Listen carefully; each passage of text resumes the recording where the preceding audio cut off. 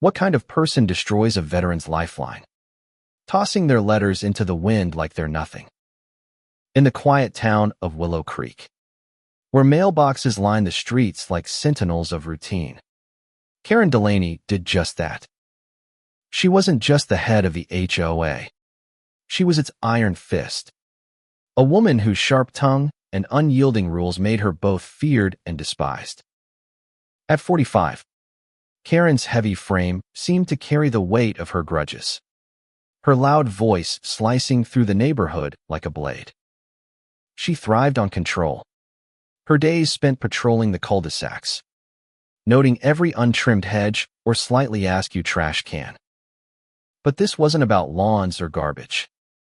This was about a man named Tom Hargrove, a Vietnam veteran whose only connection to the world came through the mail Karen decided was clutter. By noon, the town would see her empire of petty power crumble, and the sheriff's cuffs would gleam in the sunlight as they snapped around her wrists. Tom Hargrove lived at the edge of Willow Creek, in a modest house with peeling paint and a flagpole that never stood empty. At 68, his hands trembled from age and memory, but his eyes held the steel of a man who'd survived war.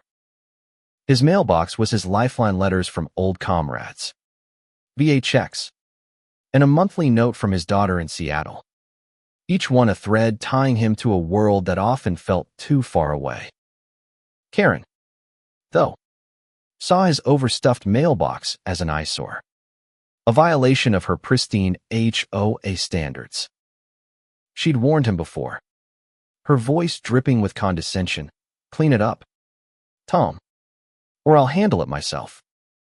He'd ignored her, not out of defiance, but because he was tired of her rules, her glares, her endless need to dominate. That morning, Karen made good on her threat. She stormed to his mailbox, yanked out a week's worth of mail, and tore it to pieces, letting the scraps flutter into the street like ash. A neighbor's gasp alerted Tom, who stepped onto his porch just in time to see his daughter's familiar handwriting scatter in the breeze. The news spread like wildfire through Willow Creek's quiet streets. By mid-morning, a small crowd had gathered near the post office, where Karen stood unapologetic, her arms crossed and her chin jutting out like a challenge. Tom arrived, his military cap slightly askew, his face a mix of disbelief and rage. "Those were mine," he said, his voice low but shaking. "My letters. My checks, me life." Karen scoffed, her voice carrying over the murmurs. "You should have followed the rules, old man. That mailbox was a disgrace." The crowd stirred, uneasy. A young postal worker, Ellie, barely 20, clutched a broom and watched wide-eyed from the steps, her heart pounding at the audacity of it all. Tom's gaze didn't waver. "You don't get to decide what's mine," he said, stepping closer. The air between them crackled, a storm brewing in the space where their words collided. Then came the twist no one saw coming. Ellie, the quiet postal worker, stepped forward, her voice trembling but clear. "I saw her do it before," she said, her words slicing through the tension. "Last month, she threw out Mrs.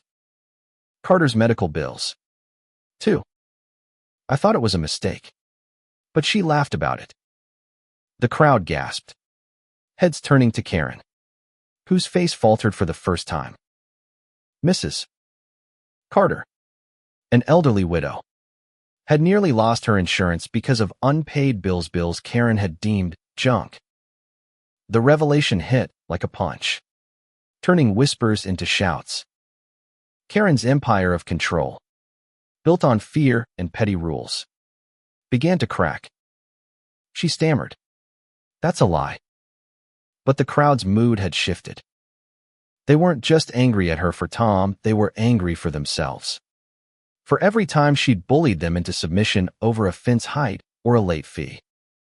The confrontation escalated as Tom took another step, his voice rising. You think you own this town, Karen? You think you can tear up people's lives because you've got a clipboard and a title? Karen's eyes narrowed, her bravado returning. I keep this place civilized, she snapped. You're all too weak to do it yourselves. The crowd surged forward, their voices a chorus of outrage. Ellie, emboldened, pointed at the torn letters still scattered on the ground.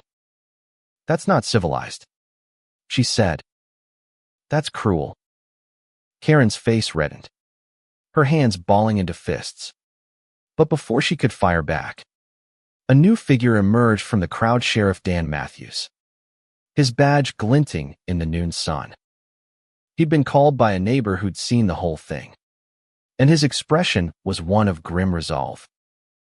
Karen Delaney, he said, his voice cutting through the chaos.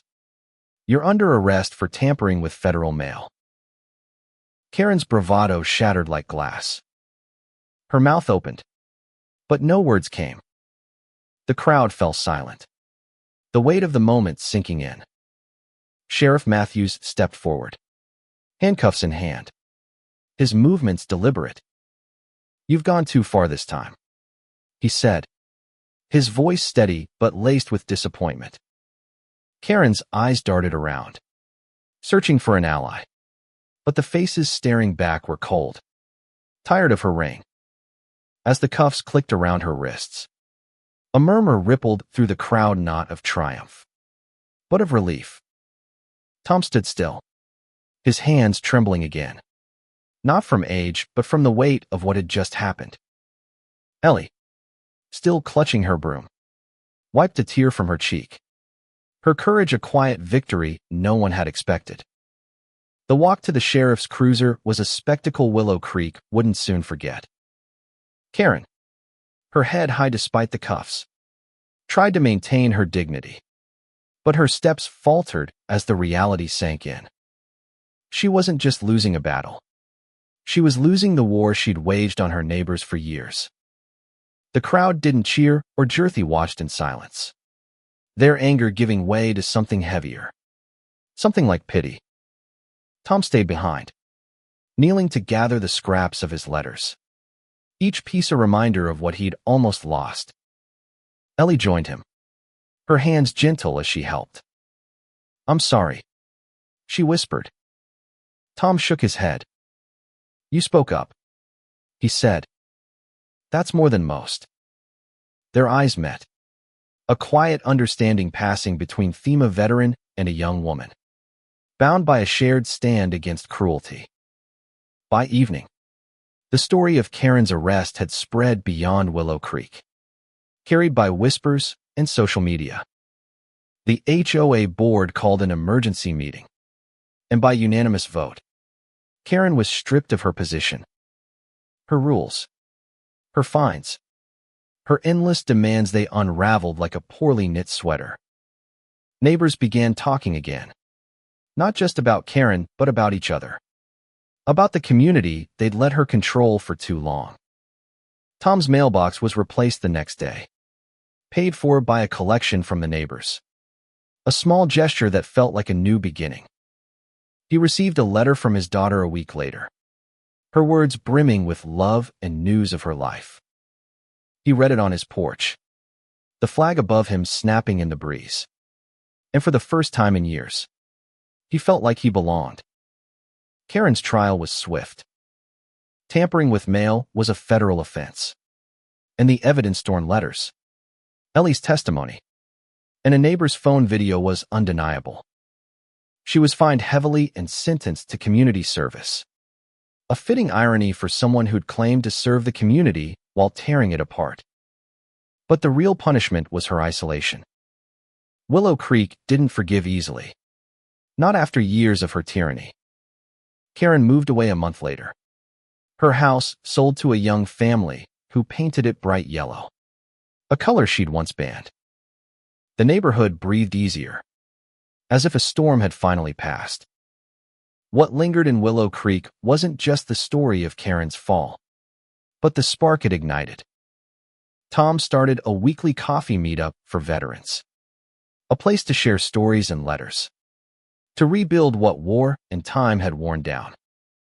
Ellie, inspired by her own courage, enrolled in community college, determined to become a lawyer and fight for the overlooked.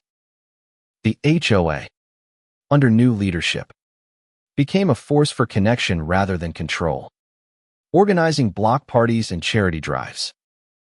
The town learned that power doesn't come from a clipboard or a tight light, comes from standing up, from speaking out, from refusing to let cruelty win. And in the quiet moments, when Tom sat on his porch with a letter in hand, or when Ellie smiled at a neighbor who'd once been a stranger, they knew that Willow Creek was more than a place. It was a promise to do better, to be better, to hold on to what matters most. End.